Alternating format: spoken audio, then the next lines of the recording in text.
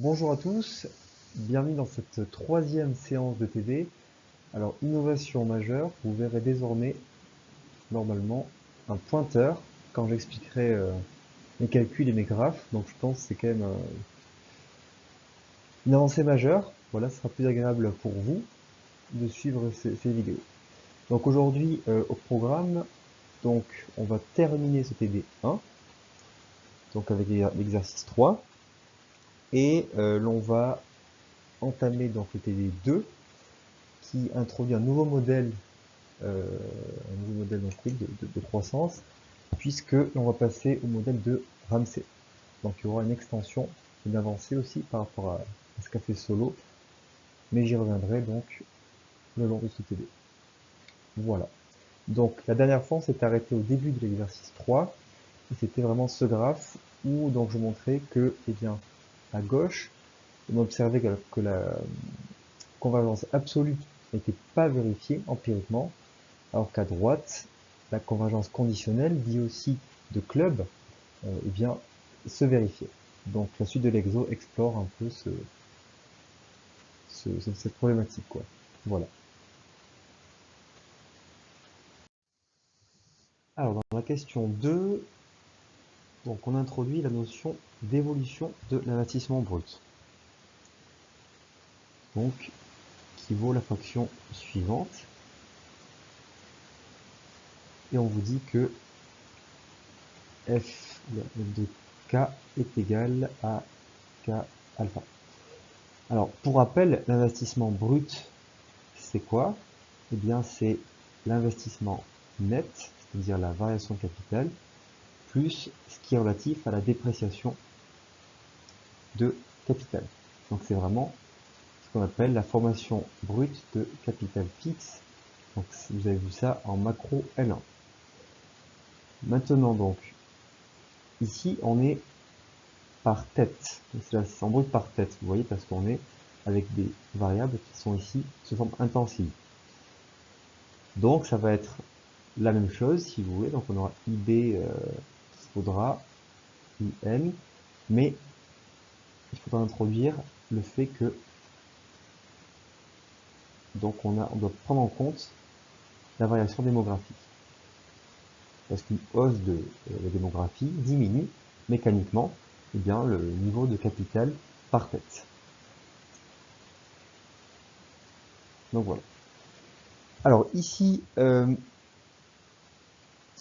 question 1, on vous demande quoi de eh bien, calculer la dérivée de cette fraction, c'est-à-dire trouver le sens dans lequel eh bien, l'évolution de l'investissement brut se situe. Est-ce qu'une hausse de K va eh bien, accélérer l'investissement brut? Donc, on parle donc une évolution croissante, donc une hausse croissante, ou bien va simplement donc, le faire diminuer.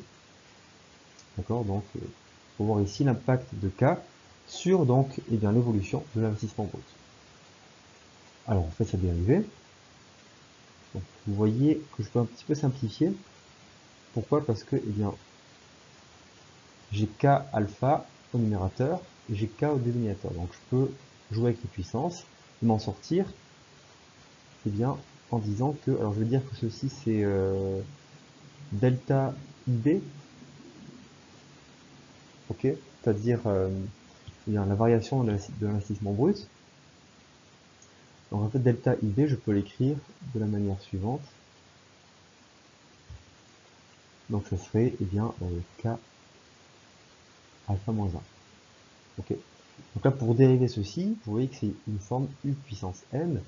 Donc je peux en sortir avec la formule NU' UN-1. Donc si je dérive delta IB par rapport donc à K, j'aurai bien alpha moins 1. Ah, j'oublie le S ici, pardon. Il y a un S, voilà. Donc alpha moins 1, donc NU' ça va être 1, et UN-1, donc K puissance alpha moins 2.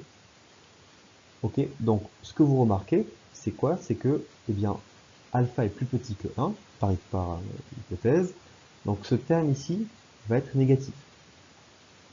D'accord? Ce qui veut dire quoi? Ce qui veut dire que eh bien, tout le produit ici, ce qui veut dire que eh bien, tout le produit ici va être eh bien, négatif.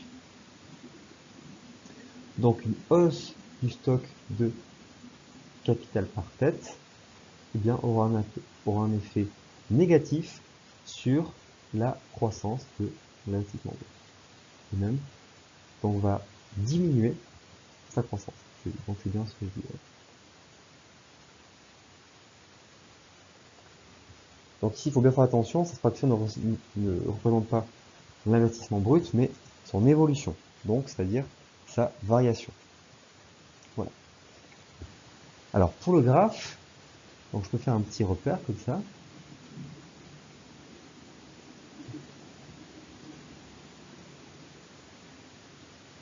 Donc là j'aurai K, là j'aurai delta IB. Alors vous voyez hein, qu'en fait, déjà, si je représente delta IB, eh bien j'ai donc ici c'est une fraction ceci en fait. Delta IB en fait c'est quoi? C'est simplement eh bien, S sur K puissance 1 moins alpha. Donc vous voyez qu'effectivement une hausse de K au cours du dénominateur va faire diminuer la fraction. Donc si je représente delta IB, ça va être quelque chose qui va être eh bien comme ça.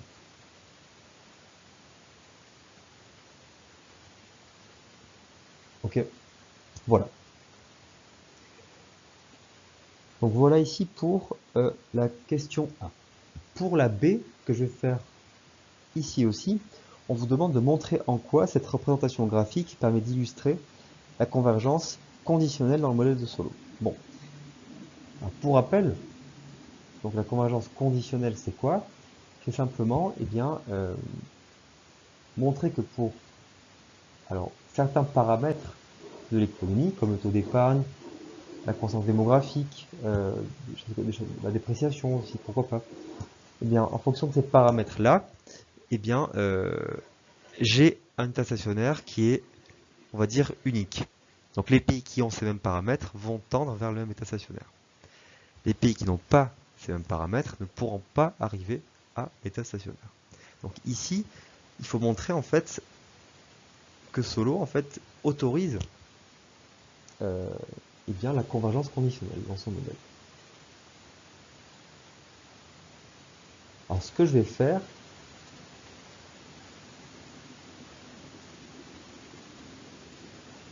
déjà, convergence conditionnelle, c'est quoi? C'est il y a un état stationnaire. Bon. Et à l'ES, vous savez que, eh bien, on a ce, eh bien, K point qui vaut 0. D'accord? Donc si je considère ici mon investissement brut, ça équivaudra à quelle situation? Ça équivaudra au fait que eh bien, l'investissement brut donc, ne génère plus aucune croissance, donc plus aucun K point. D'accord? K point qui est en fait qui est là, hein, qui est ici, K point. Et à l'ES, on a K point égale 0. Donc c'est-à-dire que, eh bien, pour représenter mon K point ici, je peux dire que, eh bien, ça équivaut à quoi? Ça équivaut à donc investissement brut qui vaut, eh bien, delta plus n fois K. D'accord? Parce que j'ai un K point qui devient égal à 0. Maintenant, là je suis en variation, d'accord? Je suis en variation, vous voyez, variation.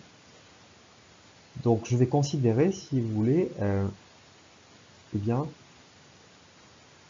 aussi, je vais faire apparaître la variation ici. Donc je vais faire apparaître le K point à partir de là. Donc c'est-à-dire que je vais considérer cette ligne ici, la verticale que je vais tracer à l'instant, qui représente quoi? Qui représente, eh bien, delta plus n fois k sur k. Donc, concrètement, que représente ce graphique?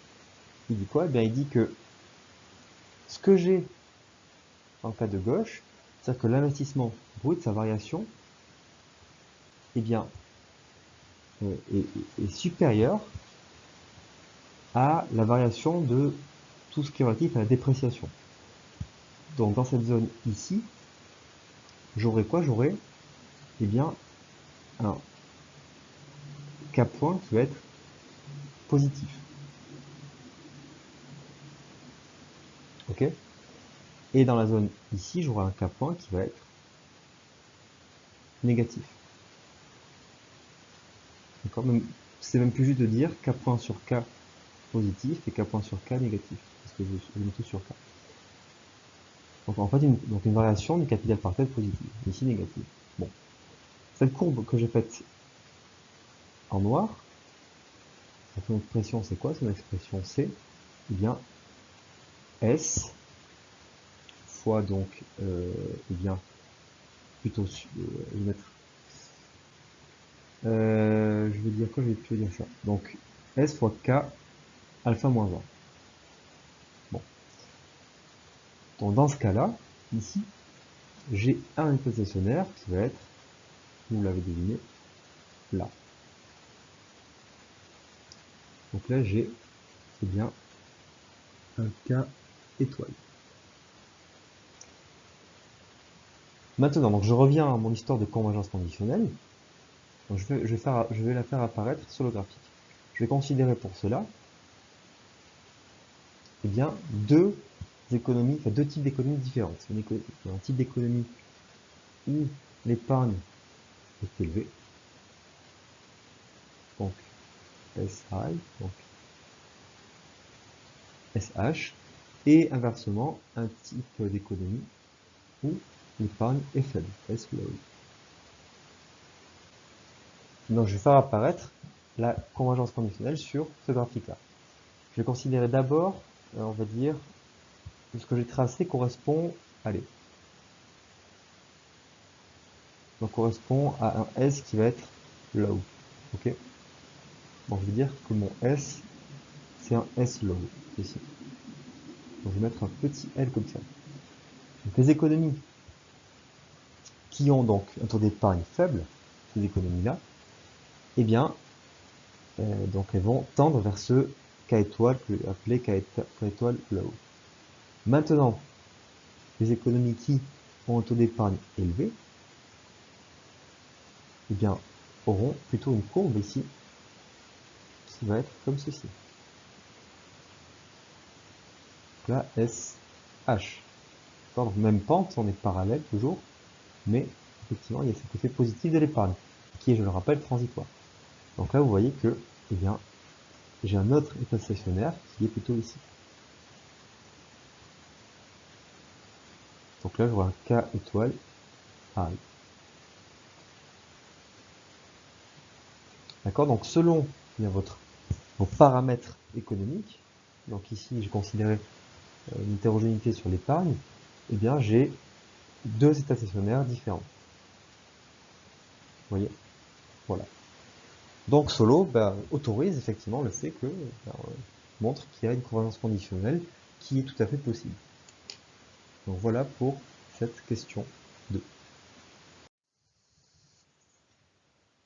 Ok, alors dans cette question 3, on vous met l'équation de croissance de Barreau 2016. Et donc vous avez ceci, donc en variable dépendante, j'ai mon taux de croissance annuel moyen entre les périodes T et T-1. La variable explicative d'intérêt, ça va être quoi? Ça va être eh bien, le PIB par habitant initial. Et à ça est associé le coefficient ici, bêta. Et ensuite, on a effectivement tout un ensemble de variables de contrôle, c'est-à-dire des variables qui sont structurelles par rapport à l'économie et qui donc ont aussi un impact sur la croissance.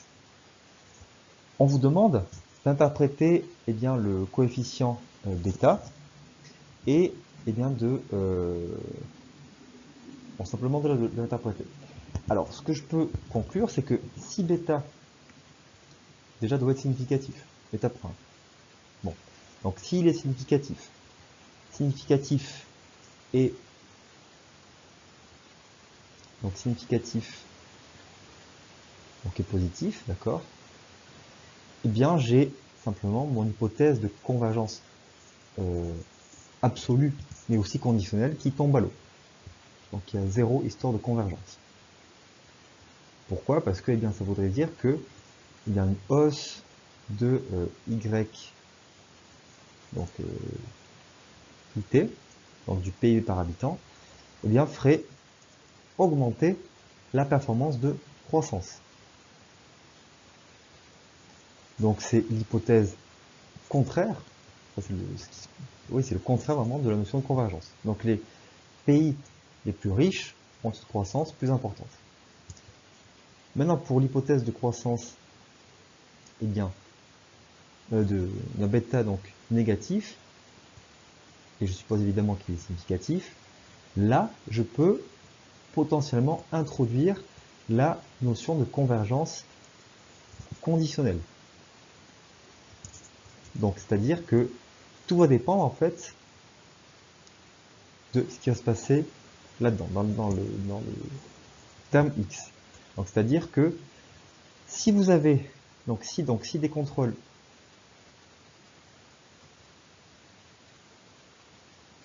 sont donc positifs, donc en impact significatif, plutôt, je veux dire significatif, donc sont significatifs,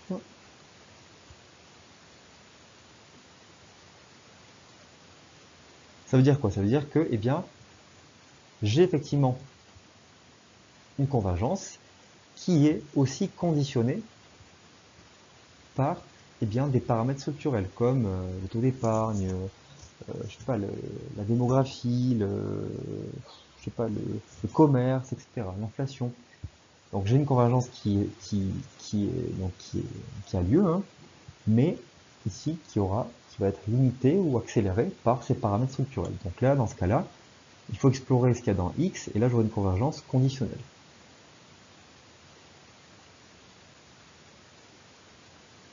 Maintenant, si aucun des contrôles donc n'est significatif,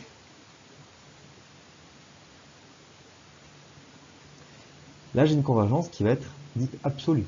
Parce que ça veut dire quoi? Ça veut dire que, eh bien, il suffit pour des pays d'avoir un PIB par habitant qui soit donc faible pour avoir une croissance élevée. Et donc, tout le process de convergence se fait à travers cela. Donc, tous les contrôles structurels n'ont aucun impact. Donc, l'idée ici, c'est donc de dresser un peu ce qui est possible ou pas possible. Donc, maintenant, il va falloir explorer ce qu'il y a là-dedans. Et c'est, je crois, l'objet de la question suivante. Alors, dans cette question petit a, on vous demande de voir ou pas si l'hypothèse de convergence conditionnelle est validée ici. Alors, ce que vous voyez d'abord, c'est quoi? C'est que, eh bien, le terme ici, donc du PIB par habitant initial, le bêta est bien négatif et significatif. Donc c'est le premier enseignement ici. Donc on a un bêta qui est négatif et effectivement significatif. Donc déjà, ça prouve le fait qu'il y ait déjà une notion de convergence. Maintenant, reste à savoir si elle est conditionnelle ou absolue. Vous voyez très vite que la convergence va être conditionnelle. Pourquoi? Parce que dans la batterie de variables de contrôle, donc tout ça là, c'est-à-dire toutes ces variables ici, en fait, ça correspond à quoi? Ça correspond, eh bien, donc au vecteur x. Alors, quelques exemples, et je vais du coup faire le petit b en même temps. Donc, si je fais le petit b, alors le 3b, on vous demande donc d'interpréter les coefficients liés aux variables, donc 1 sur life expectancy at birth, donc c'est-à-dire celui-ci, et openness ratio qui est là, et terms of trade change qui est ici. Alors, je commence du coup par expectancy at birth, donc c'est l'espérance de vie à la naissance. Vous voyez que c'est donc 1 sur, c'est 1 sur espérance de vie à la naissance. Donc, si j'ai une hausse de l'espérance de vie à la naissance, donc j'ai une baisse de la fraction, 1 sur espérance de vie à la naissance, et donc une hausse de la croissance. Pourquoi? Parce qu'il y a ce signe moins devant. Donc les pays qui ont une espérance de vie élevée, dans ces pays-là, la croissance économique est plus forte. Donc là, ceci déjà limite la convergence. Parce que ce qui a une espérance de vie élevée, c'est pas en Afrique, c'est en Europe, c'est en Asie de l'Est, donc c'est les pays vraiment occidentaux, qui ont une espérance de vie de plus de 80 ans. Donc dans ces pays-là, ça induit déjà que la croissance économique, elle est plus forte. Donc ça limite déjà la convergence. Si je prends maintenant openness ratio, donc vous voyez aussi que c'est significatif, mais faiblement, c'est qu'à 10%, mais bon. Donc c'est quoi openness ratio? C'est simplement la fraction suivante, c'est import plus export qu'on divise donc par 2, et tout ça sur PIB. Donc ça mesure simplement l'ouverture commerciale. Donc les pays qui sont le plus ouverts, donc commercialement parlant, dans ces pays-là, il y a une croissance qui est plus élevée. Donc les pays ouverts commercialement, c'est beaucoup, c'est en Europe plutôt aussi, Allemagne, les pays aussi asiatiques, Corée du Sud. Voilà, dans ces pays-là, on a effectivement un effet bénéfique du commerce international sur la croissance, et ici retranscrit. Idem si je prends donc les pays très pauvres, souvent les taux d'ouverture qui sont plutôt faibles. Donc idem, ça ralentit leur convergence. Donc ici, troisième variable de contrôle d'intérêt, ça va être les termes de l'échange. Donc les termes de l'échange, c'est quoi? Donc, change aussi, donc c'est simplement le prix des exportations sur le prix des importations, c'est ça. Et on voit cette variation. Alors, typiquement, les pays africains aussi ont des termes de l'échange qui sont très faibles, parce qu'ils exportent pas grand-chose à haute valeur ajoutée, c'est beaucoup de matières premières, et ils importent beaucoup de biens à haute valeur ajoutée. Donc leur terme de l'échange est plutôt faible. A l'inverse, les pays européens, si je prends même le meilleur exemple, l'Allemagne, l'Allemagne exporte des biens plutôt à haute valeur ajoutée et importe beaucoup de matières premières.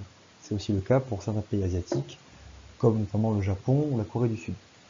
Donc c'est plutôt les pays occidentaux qui ont des croissances élevées, des termes de l'échange élevés.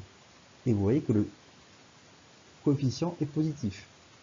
D'accord? Donc idem, une hausse de meilleur terme trade change, donc une évolution favorable de ce terme de l'échange. Donc variation term of trade change, ça va augmenter la croissance économique. Donc il y a plusieurs paramètres ici structurels qui font que cette convergence est conditionnelle. Donc il y a vraiment deux clubs qui apparaissent. Le club, on va dire, occidental plutôt, donc où on a effectivement un état stationnaire élevé, et le club des PMA, et certains PED qui ont des états stationnaires qui vont être plutôt faibles. Voilà. Donc voilà pour la question A et B que j'ai fait ici en même temps.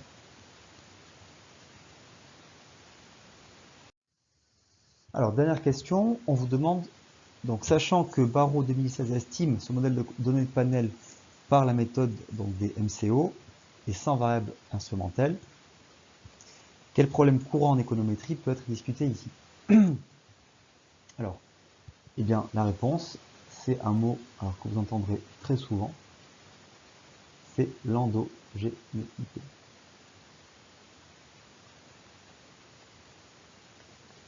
C'est-à-dire que ce que là Barreau montre, ce que suggère ses résultats, c'est que, par exemple, eh bien, une hausse de l'espérance de vie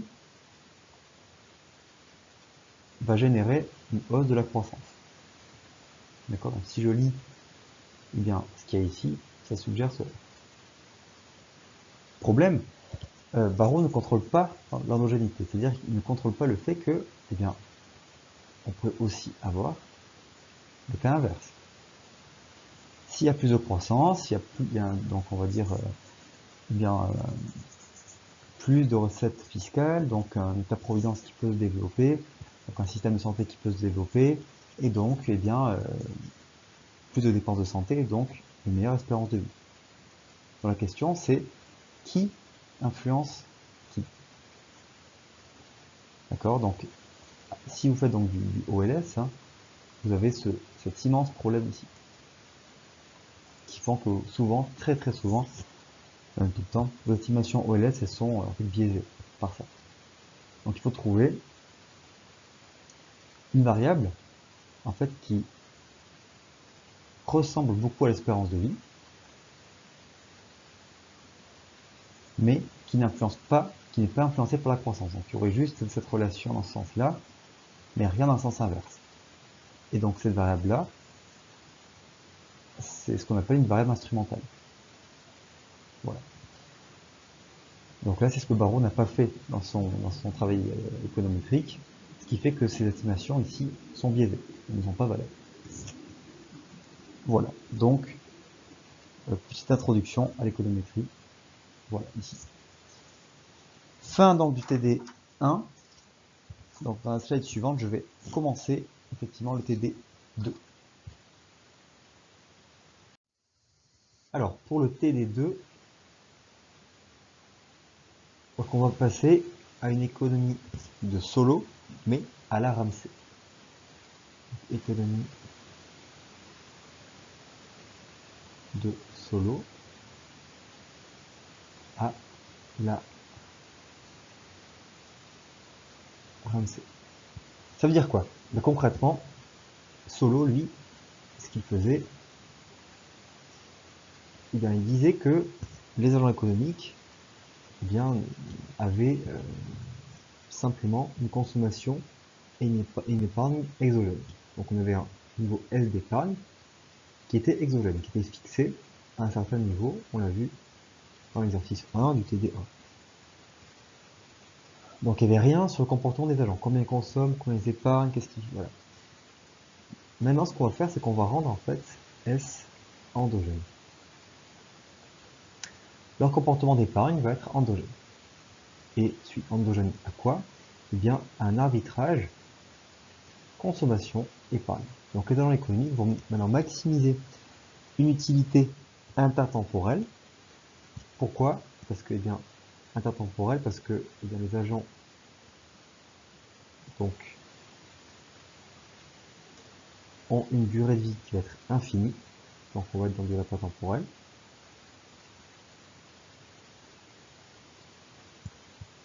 Et donc ils vont maximiser leur utilité au cours de cette longue durée de vie, en fonction de consommation et épargne. Donc on aura ce qu'on appelle, alors les agents, c'est précisément un ménage dit représentatif, donc c'est le ménage moyen d'une économie. Donc là on a, et ce ménage pour l'instant ce qu'il va faire, il va tout faire. Donc il fait consommation et production, il est consommateur et producteur. Donc on n'a pas d'entreprise, on les théorise pas. Maintenant sur le plan des préférences, et bien donc, c'est la préférence et l'utilité, hein, la même chose. Donc l'utilité, eh bien, des agents, donc elle est intertemporelle, donc elle démarre en t égale 0 jusqu'à potentiellement plus l'infini. Et cette utilité va dépendre du montant consommé. Et va être discountée par ce terme ici. Le terme ρ ici représente la préférence pour le présent.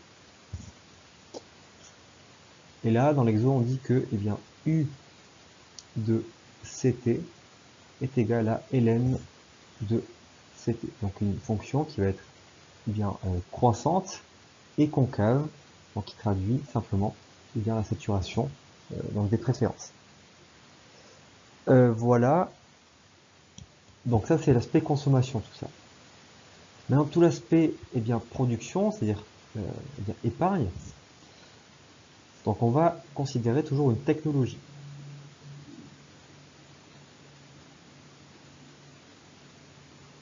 De production, c'est-à-dire ça c'est la même chose que la fonction de production. Et c'est toujours ici y égale a fois donc k à la puissance alpha. Donc la dynamique de l'économie, donc y va être conditionnée par la dynamique du capital. Et là on va supposer qu'il n'y a pas de progrès technique, donc a est constant, c'est-à-dire que g de a est égal à 0%. Voilà, au niveau des paramètres, juste, ouais, donc on suppose qu'il y a un seul ménage, d'accord, et donc on a n qui vaut donc 0%. Donc la population est normalisée à une unité, et il n'y a pas de croissance démographique. Et on a toujours ce paramètre delta qui joue sur la dépréciation pardon, du capital. Donc voilà rapidement, je vais présenter donc ce modèle, du moins l'énoncé. Donc la question 1, ça va être justement écrire le problème d'optimisation de l'agent représentatif. Donc on va faire apparaître les conditions de premier ordre et la condition de transversalité. Donc la question 1, c'est vraiment, concrètement, on va endogénéiser le montant que l'agent consomme et le montant que l'agent épargne. Voilà. Donc je laisse ça à la slide suivante. Alors pour ce problème de maximisation, donc il y a plusieurs éléments. Donc d'abord il faut simplement écrire le programme. Donc étape 1, il faut écrire le programme de donc maximisation de l'utilité intertemporelle.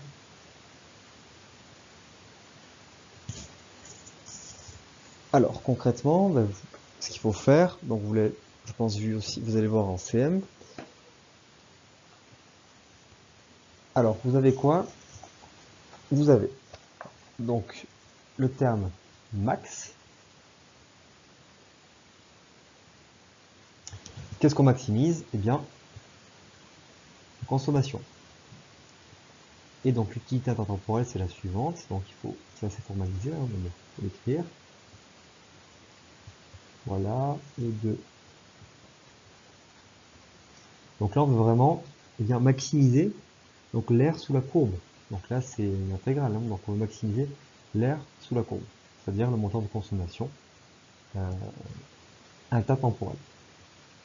Donc ça, c'est ce qu'on veut maximiser.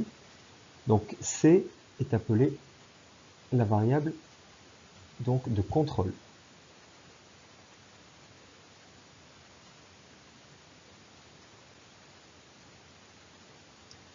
Donc en fait, on va faire donc cette variable, c'est justement celle qui va maximiser la fonction objectif.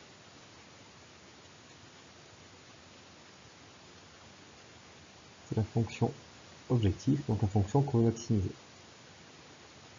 C'est-à-dire la fonction d'utilité. Alors, donc il y a des contraintes.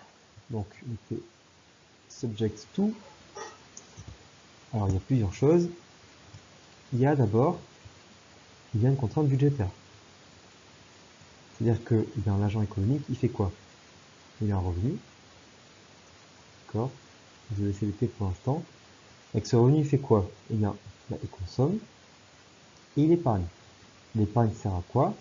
Sert à investir, donc à augmenter le capital existant et effectivement à compenser la dépréciation. D'accord? Bon.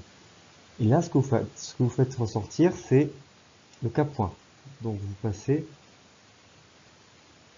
à cette forme ici de contrainte budgétaire. Donc vu qu'on est dans un modèle dynamique, il faut faire ressortir l'aspect dynamique du modèle. Donc dans la contrainte, on va mettre ce K point.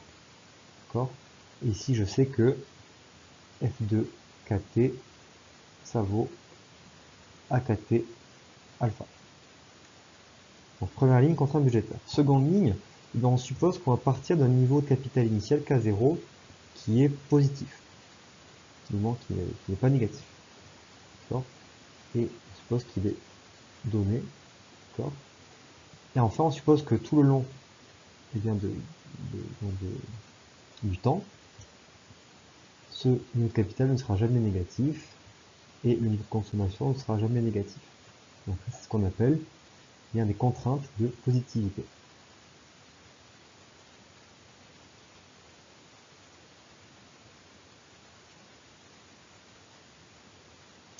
Donc l'étape 1, voilà. Donc C, c'est ce qu'on appelle la variable de contrôle. Et donc K, ça sera celle qui commande la dynamique du système, celle qui va faire toute la dynamique. Et donc, vu qu'elle traduit vraiment l'état du système, on va appeler cette variable la variable d'état. Donc K, le capital, c'est la variable d'état. Celle qui décrit l'état du système. Voilà. Donc ça c'est l'étape 1. L'étape 2, c'est effectivement passer aux conditions de premier ordre. Alors pourquoi de premier ordre? Parce que ça a des dérivées premières. On appelle ça les CPO. Alors pour cela, il faut d'abord écrire ce qu'on appelle l'hamiltonien courant. Donc l'hamiltonien, c'est comme lagrangien, sauf que c'est dynamique. Donc l'hamiltonien courant, il est là. Donc vous mettez d'abord effectivement la fonction objectif, ici, plus donc ce lambda c'est l'utilité marginale, la valeur marginale d'une unité de capital donc au niveau de consommation optimale. Et donc vous mettez ensuite K point. K point qui caractérise la contrainte budgétaire. D'accord, que j'ai écrit ici, ce que je souligne. Bien. Donc formellement, l'hamiltonien a la forme suivante. Je vais peut-être passer à la seconde slide, parce que je vais faire un peu juste niveau place.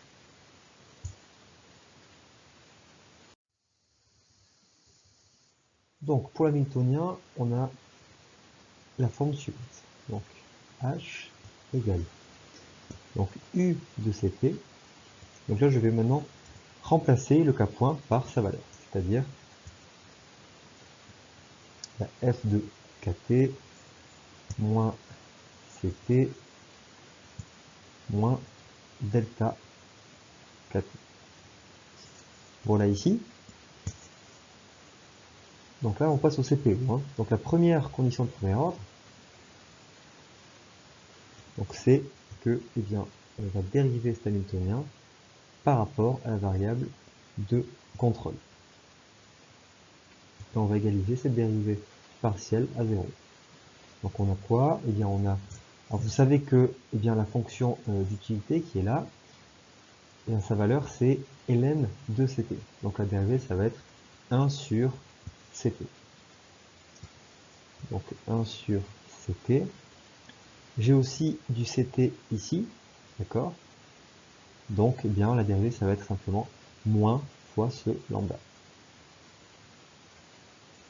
Donc moins lambda égale 0, donc on aura simplement ici lambda qui est égal à 1 sur CT. Voilà ici pour la première condition de premier ordre. Pour la seconde condition, donc ça va être celle par rapport au lambda. Donc ce que cette condition va et ça vous devez l'égaliser à k tilde. Donc en fait, cette condition, ce qu'elle retrace, c'est plutôt simple, c'est juste dire que eh bien, la contrainte budgétaire est saturée à l'optimum. Donc là, vous aurez simplement donc d alpha, la dérivée de alpha de h par rapport à lambda, eh bien ça va être simplement tout ce qu'il y a ici. Juste là. Donc on aura eh bien f de k tilde moins cp moins delta kt. D'accord? Je peux écrire plus proprement. Donc j'ai bien mon k tilde point eh bien, qui correspond à ma contrainte budgétaire saturée. Parce que c'est exactement la différence entre le revenu, la consommation et l'investissement lié à la dépréciation du capital. Ok, donc voilà ici pour ma seconde condition de première offre. Pour la troisième, donc là, il faut savoir, vous faites moins la dérivée de l'hamiltonien par rapport à la variable eh bien, d'état, c'est-à-dire kt, plus le paramètre de préférence pour le présent, ρ, fois donc lambda t, ceci est égal à lambda point. Donc ça, il faut le savoir. Bon. Donc si vous appliquez ici cette formule, alors, donc déjà, je mets un moins pour commencer. Tac. Alors, je passe à la dérivée. Donc, la dérivée, il y a du k qui est ici et du k qui est là. D'accord? Et vous savez que, eh bien, f de kt, ça vaut kt à la puissance alpha. Donc, pour donc, la dérivée de l'hamiltonien, j'aurai simplement, eh bien, alpha kt alpha moins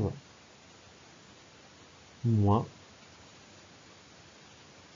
delta, et tout cela est multiplié par eh bien, le lambda qui se trouve juste ici. Donc voilà ici. Donc plus ρ fois lambda, bon lambda t d'accord, hein, égale lambda point. Donc là je peux un petit peu arranger ma CPO en factorisant par lambda qui est là et là, donc j'ai un facteur commun. Donc j'ai lambda t fois donc eh bien ρ moins alpha kt alpha moins 1, donc plus delta. Pourquoi plus? Parce que j'ai moins et moins qui font plus. J'enlève la parenthèse. Donc ceci est égal à lambda point. Voilà, j'arrange encore un tout petit peu. Donc j'aurai lambda point qui vaut quoi? Qui vaut lambda t fois donc ρ plus delta moins alpha fois kt alpha moins 1. Voilà ici pour ma troisième CPE. Donc, tac, voilà ici.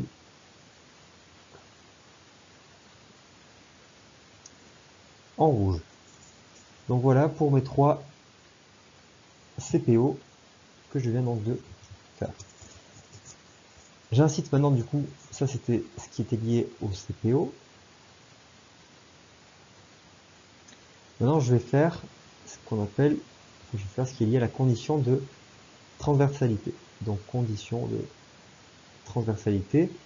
Qu'est-ce qu'elle signifie? Eh bien, cette condition de transversalité, elle assure que la solution est finie, qu'on a un niveau de consommation optimal qui soit fini. Ce qui permet effectivement de donner une résolution au problème. Alors, je m'explique. Donc, elle formule quoi? Elle formule que eh bien, la limite donc, de kt, qui est la variable donc d'état, fois lambda t e de donc moins ρ fois t est égal à 0 lorsque eh bien, on a la variable d'état, enfin, lorsque le temps qui est associé à la variable d'état tend vers l'infini. Donc là, on va vraiment au bout donc, de l'horizon temporel de l'agent, à l'infini. Donc on doit s'assurer qu'à ce moment-là, eh bien, la solution, elle, est finie. Alors, comment je le prouve? Eh bien, je vais simplement utiliser mes CPO. Donc, vous voyez que d'après donc la première CPO, qui est là, ici, je peux remplacer mon lambda par 1 sur CP. Donc, je vais substituer ma première CPO, celle qui est liée à la variable donc, de contrôle, ou variable de commande, on dit les deux. Donc, celle qui substitue, donc on va substituer 1 dans la condition de transversalité. Donc, je veux dire que la condition de transversalité, c'est l'équation 4, ok. Voilà. Donc, vous faites 1 dans 4. Vous aurez quoi? Donc, vous aurez toujours donc la limite de, eh bien, kt lorsque le temps, on est au bout de l'horizon temporel de l'agent. Donc, fois quoi? Fois, eh bien, donc 1 sur ct fois e de moins rho fois t. Et 1 sur ct, c'est quoi? Eh bien, c'est l'utilité marginale. Donc, c'est la dérivée de l'utilité par rapport à ct. Donc, je peux réécrire ceci en disant que, eh bien, on a la limite de kt fois u' de ct fois exponentielle donc de moins rho fois t. Lorsque donc le temps tend vers plus l'infini. Maintenant, comme vous le voyez, il faut que ça fasse 0. D'accord? Il faut que ça fasse 0. Il faut que, eh bien, le capital kt, donc fois ce produit là, soit égal à 0 lorsque le temps tend vers plus l'infini. Alors comment je peux le prouver? Eh bien, simplement, je sais que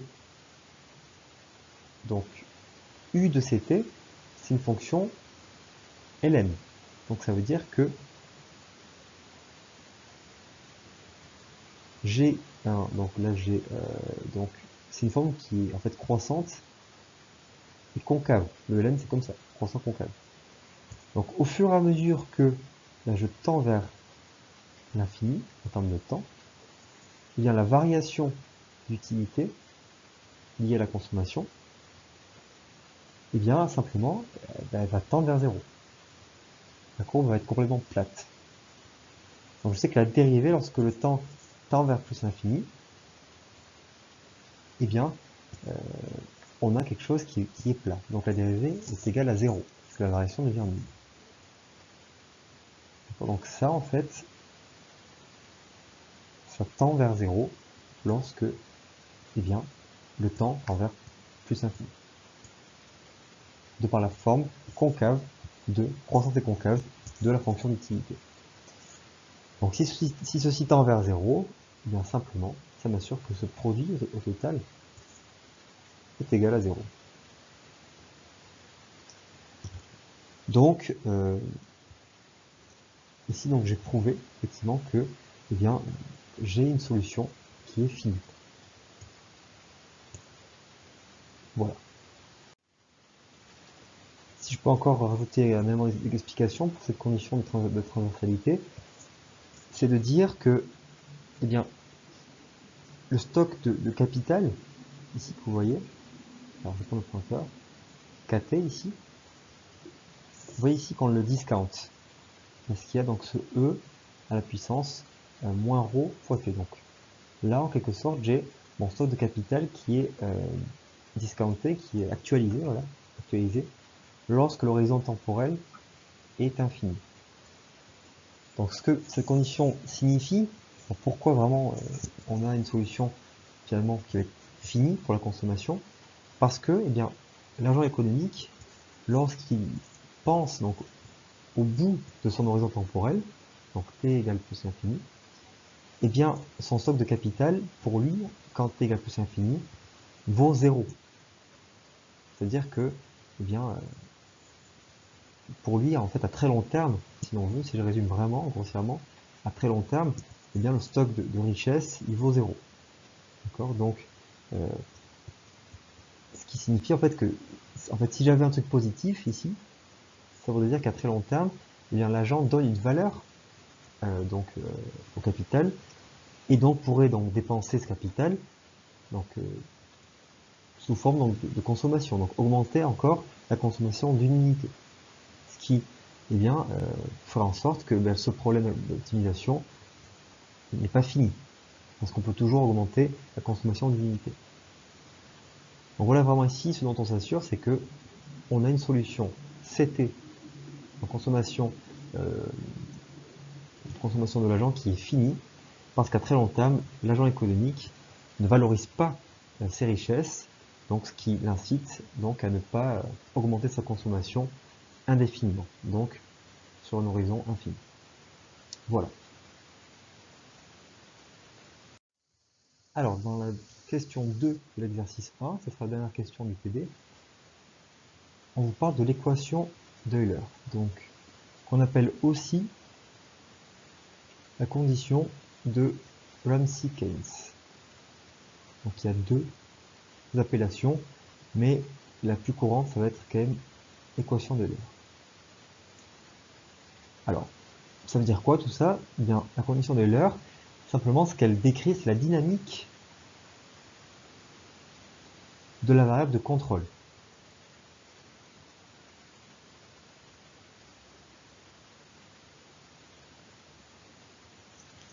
C'est-à-dire, eh bien, ici, c'est quoi? C'est la consommation. Donc, on va falloir s'intéresser au taux de croissance de la consommation. Vous vous rappelez, dans le modèle de Solow, on faisait croissance de la dynamique du capital. Là, vraiment, on va se focus sur la dynamique de la consommation. Et on va voir que tout est imbriqué, vraiment. Alors, pour la retrouver, il faut utiliser les CPO. Notamment la CPO, eh bien, la première, celle qui est liée donc par rapport à la variable donc, de contrôle, la consommation, et donc la troisième CPO, celle qui est liée à la variable d'état, capital. Donc la première CPO nous dit quoi? Donc la première, elle dit eh bien que on a bien lambda qui vaut 1 sur CP. La troisième CPO nous dit quoi? Dit que lambda point égale lambda fois donc, alors on va être rho plus delta, donc moins A alpha K alpha moins 1. Voilà ce que j'avais trouvé. Ouais. Donc vous voyez ici en fait que là j'ai du lambda, là j'ai du lambda point. Alors, ce qu'il va falloir faire, c'est passer de lambda ici à lambda point. Donc on va dériver ce lambda par rapport au temps. Donc on va passer de lambda à lambda point. Alors concrètement, ça va être simplement ceci. J'aurai lambda point égale eh bien, 1 sur ct point. Ok. Alors, donc là, eh bien, si j'applique cette dérivée totale, eh bien, j'aurai quoi? J'aurai, donc, alors, ça équivaut à quoi? Ça équivaut à lambda point égale, alors, dérivée totale. Donc, il faut d'abord faire dériver la variable ici de cette fonction-là. Donc, on va prendre c points. D'accord, on va prendre c points. Comment varie c, donc c points? Donc, ça va être c points fois, eh bien, la manière dont c points fait varier la fonction entière. Donc, il faut la dérivée partielle de bien, cette fraction ici par rapport à ct. Donc, vous voyez que ça fait, vous le devinez, ça fait moins 1 sur ct carré. Donc, c'est une forme 1 sur v, donc moins v' sur v carré. Okay, donc, j'aurai ici moins 1 sur c carré. Donc, je peux simplifier un petit peu et dire que, eh bien, lambda point, en fait, c'est quoi lambda point? C'est moins c point sur, eh bien, c au carré. Donc ça, je veux dire que c'est l'équation numéro, je crois que c'est la 5. Donc maintenant, ce que vous faites, eh bien, simplement, donc vous allez utiliser donc l'équation 5 et la 3 ici. Alors comment on va l'utiliser? Eh bien, en substituant simplement. Donc d'abord, ce que vous faites, c'est vous mettez 5 dans 3. Donc vous aurez, eh bien, donc, moins c point sur c carré égale, alors vous voyez qu'il y a encore du lambda ici. Là. Donc je vais aussi me débarrasser de celui-là. Donc je vais aussi insérer donc 1 dans 3. Donc j'aurai, eh bien, 1 sur c fois donc tout le reste.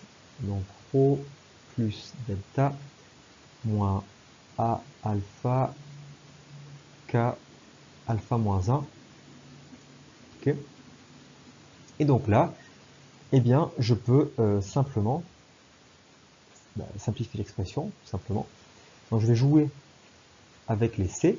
Donc je vais faire fois c à droite et fois c à gauche. Donc j'aurai moins c point sur c égale, eh bien, ρ plus delta moins a alpha k alpha moins 1. Et donc là, je me débarrasse du moins, qui est donc juste ici. Je me débarrasse de ça. Donc je prends l'opposé de l'expression. Donc j'aurai simplement, et c'est donc la dernière ligne, c point sur c égale, eh bien quoi, a alpha k alpha moins 1 moins ρ moins delta. Donc là, j'ai ce que j'appelle donc l'équation 6, qui est aussi la dénommée équation de Euler. Donc fait intéressant, vous voyez notamment que le comportement des agents a une conséquence directe sur la dynamique de l'économie, avec ce paramètre ici, ρ. Donc plus la préférence pour le présent des ménages est élevée, donc c'est moins, plus ils sont impatients en quelque sorte, et bien moins la croissance de la consommation sera élevée. Okay.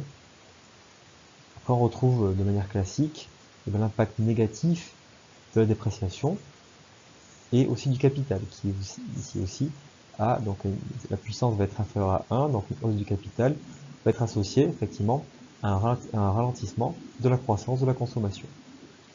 Donc c'est quelque chose de similaire qu'on avait vu. Ça ressemble un peu à ce qu'on avait fait avec le modèle de Solow simple. Okay. Donc vous voyez qu'il y a des parallélismes qui sont là. Donc la question 3, ça va être de déterminer l'état stationnaire et de représenter graphiquement tout cela avec donc le diagramme de phase et la trajectoire convergente. Mais on fera ça la semaine prochaine parce que bon, c'est un peu un gros morceau. Voilà pour cette semaine.